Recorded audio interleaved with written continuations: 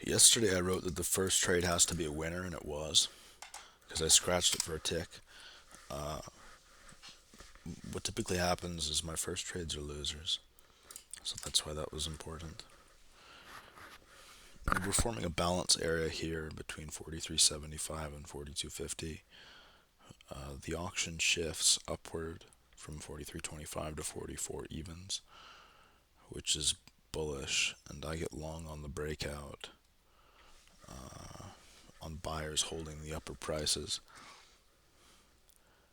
And then I only take it for a tick, even though there is a breakout, because if the first trade is a loser, that's bad, and I don't want that to happen, obviously. So I'd rather just take the tick. You're not supposed to do that. You're just supposed to watch the flow. But in this case, that's what I did. 128, 45, 25, right? So we bump into the LVN now. This looks like, and sellers couldn't even populate the tape. This looks like sellers getting out into the LVN, and buyers are willing to hold higher prices there. So I get long again and take it for a couple ticks, and then we fill out this distribution, and I get whipsawed.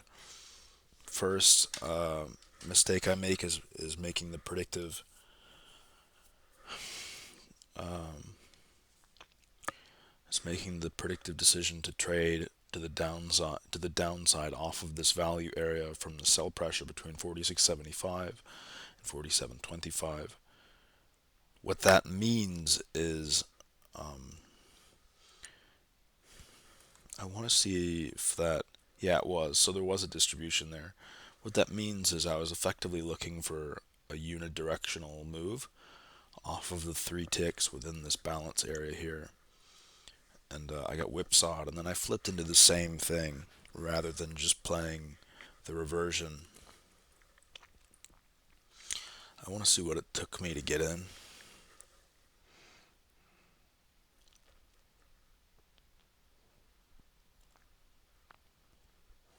Yeah, so I should have gotten out there rather than adjusting the stop and watching the flow. But that's mainly from a capital preservation perspective. It's better just to watch the order flow in this case, which is what I did. And then I flip long 47.50, 47.75. There's 44 in the queue at 47.25,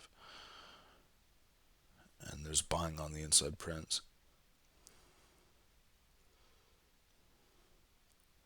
30, 23, 20.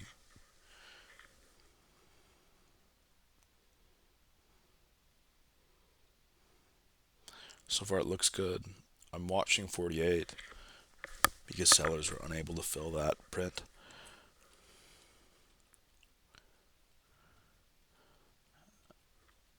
And then we hold 47 evens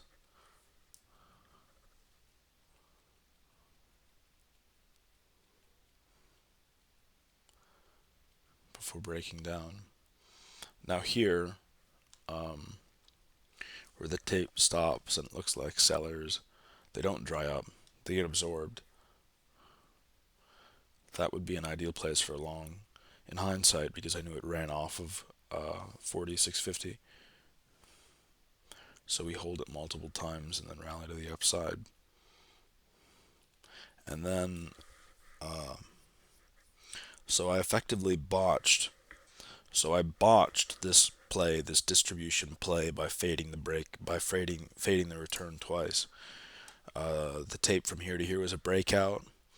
We consolidated value, came down to 46.25 before buyers stepped in and rallied it higher. And then when I recognized that we were going to the other LVN here and that there were orders there, I think I got long and scratched out at the orders. Maybe I would have botched it.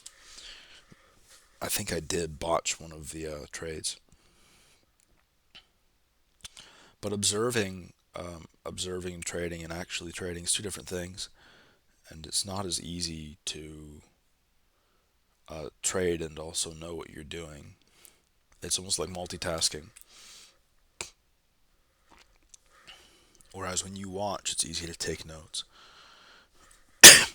So I got long on exactly what's happening here. Is I bought the top, and the tape is filling out on the buy side, and sellers can't keep up. So this is a one directional move, and I'm really just watching the tape here. And if the Q removes, see how it went from 60 to 30? That means sellers are giving it up. But then they hit it again there. They restacked, and buyers ran out. So that would be a good place to scratch. And then 129 trades, it's absorbed at 48.75, and they move lower. So the breakout trade I was looking for was effectively stopped when it went from 30 to 60, and then sellers stepped in. And now I'm left bag holding. I think this goes all the way to my stop. Yes.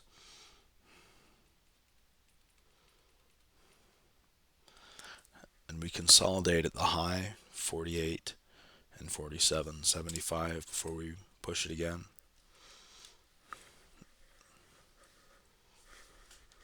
Now here I think I remember being demotivated.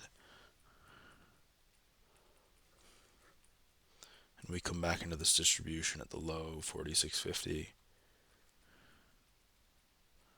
before breaking down, and I clear the prints.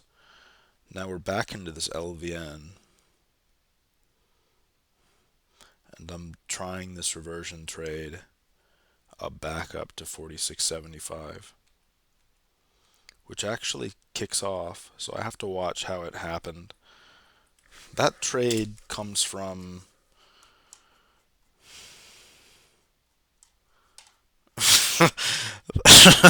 that trade comes from this. That's what this trade was. But for me to trade that, you have to watch the inside prints, and probably the shifting of the Q as well. It's statistically anomalous that I didn't get ran over there. I thought that was going to be a loser.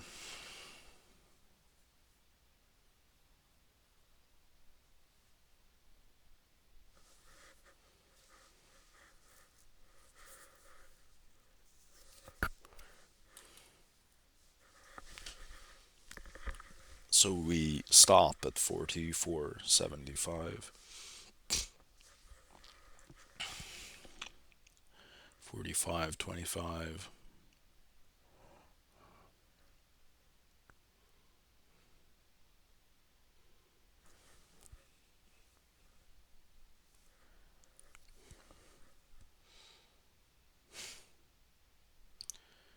Okay, the jump in three ticks from 45 to 45.50 would be a good place to get long. They probably wouldn't fill me there. And then the participation from buyers and the actual movement on the tape, meaning they weren't just trading 19 and 28 and getting absorbed. Four trades at 45.25, and then four again. So this looks like it's just the tape from a buy perspective is just easy to move. I say that, and then 31 is absorbed at 45.50. But they're holding 45.25, and there's an absence of sellers here and the presence of buyers. And then we've now ticked up four ticks in my favor off of 45 evens, and we're in an LVN, so it's probable that we go back to 47.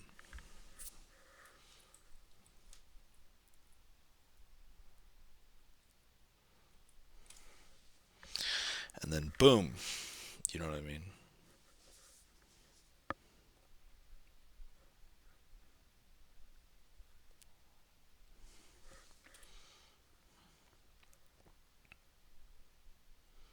I don't know if I'm watching the queue here.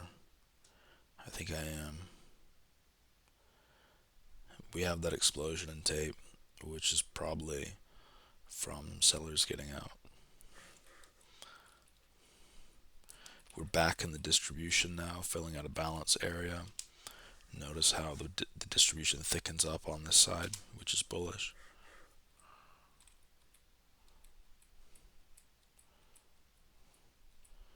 Because the distribution thickened up along at 46.75 would be good. We stopped in the LVN 46 evens and held it.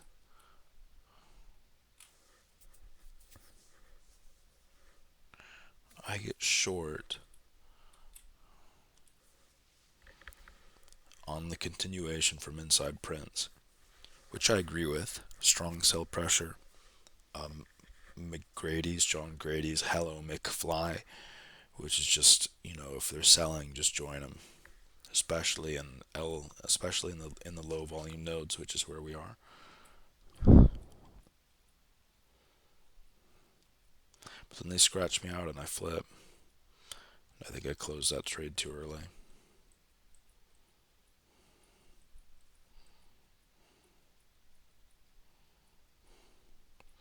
Then tape stops at 46.75 when it should have rounded out the other side of the distribution, which tells me we're consolidating to the low side.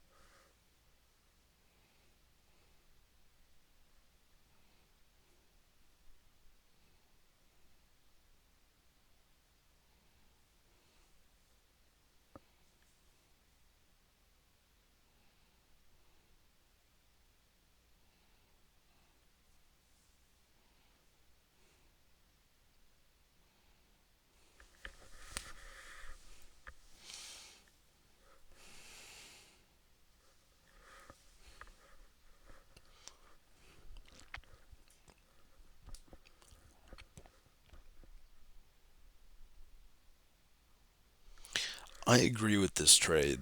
I like it. The sell pressure. And then I get out. Why do I get out? Notice how there's 27 traded at 43.75 and nothing on the bid. That leads me to believe we're going lower. I'm looking for the Q to empty at 43.75 on the buy side.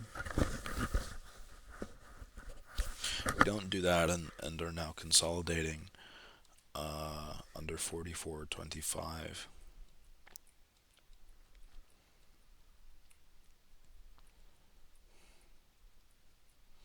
And we rally off of it.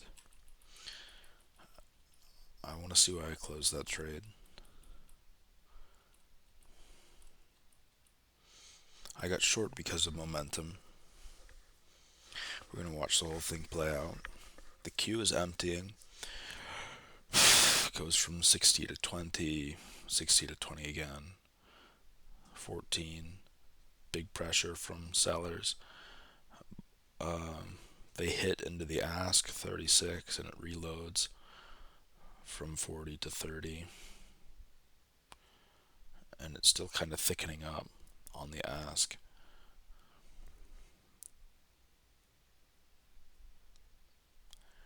$36, $13.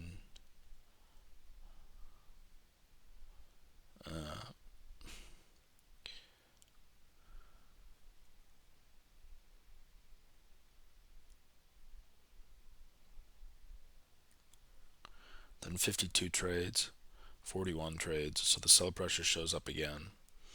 And we're down to 43.75, which is the end of the low volume node. And we see some response from buyers. And they easily pull it up on what looks like a little bit of volume on the inside prints, which tells me there's buy strength there.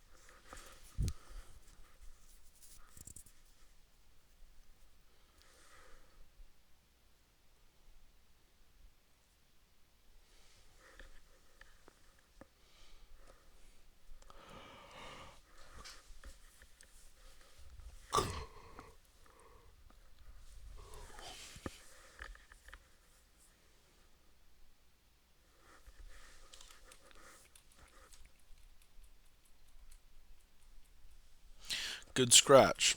Rallied from 44 back to 46. Uh, and a sound flip short. Kind of a coin toss. Couldn't get above 46.50. Was there any buy pressure? Yeah, there was. And then it tapered off. But then see how they hold it there?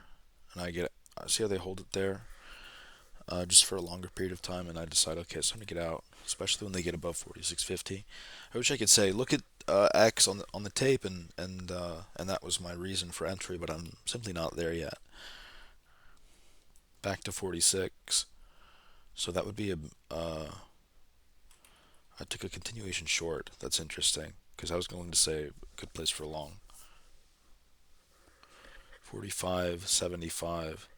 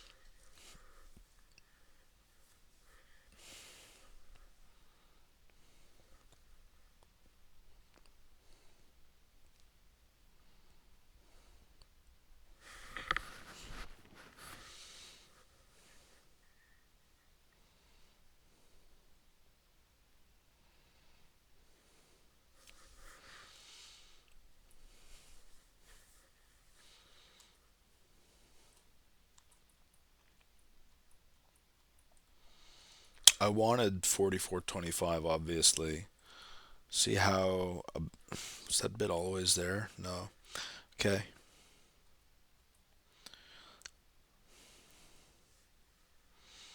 We have a a strong jump down from sellers. I think it's people exiting their positions. And then 44.75, there's a bid, 40. It stacks to 90, right? It holds the market up, and nobody is willing to trade at it. See how it's not depleting and there's nothing on the inside prints.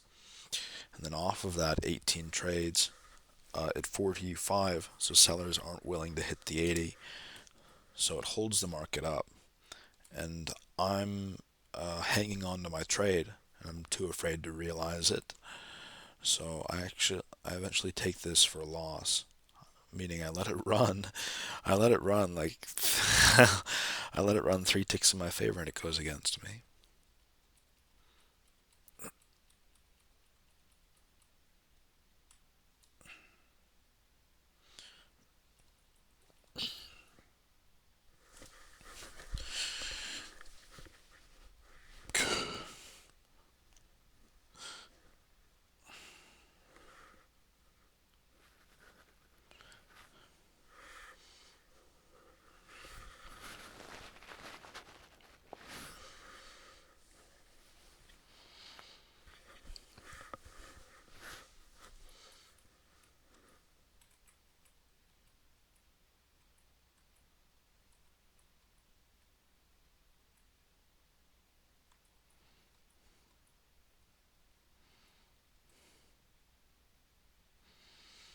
And then I bid long here.